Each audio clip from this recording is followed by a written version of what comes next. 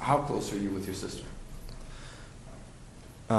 It's easy to summarize that as saying that her and I know that we can confide in each other on things on a level where we don't feel like we would have to be obligated to share it with anybody else.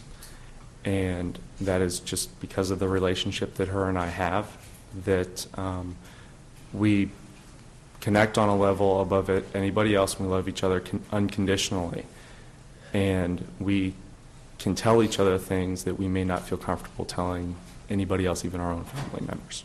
Have you ever seen her discipline Kaylee? Not in a way that hasn't been described by my mother and father. Frankly, not living at that residence and being there to visit or come over for dinner or things of that nature, I wouldn't have as much of an opportunity to see those day-to-day interaction that my mother or father would see. When did you move out? Oh goodness, I want to try to give you a good date here, just to make sure I'm right. It had to be in January of 2006. It was for a job that I had. They had residents at the job, residents at my place of employment. And have you maintained contact with your family? Are you guys close? Absolutely. The contact will be, whether it's in today's day and age through the internet with MySpace or just through text messages. That's how primarily I communicate with my sister, and will of course try to visit whenever I can, depending on my work or personal obligations. So. You ever come over for dinner? I hear your mom's a mean cook. She is a mean cook, and yes, absolutely, as much as I could. So. Okay. You were there that evening. Mm-hmm. When this all went down, did they call you? Were you called by anyone?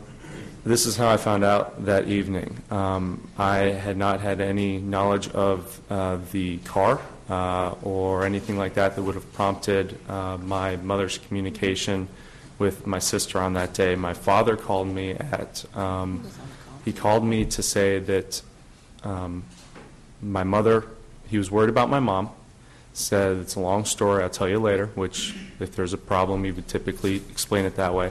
I immediately went to the house, and nobody was there, and I waited for my mother and sister to arrive. Is it common when your family is either in crisis or has a problem that everyone gets together?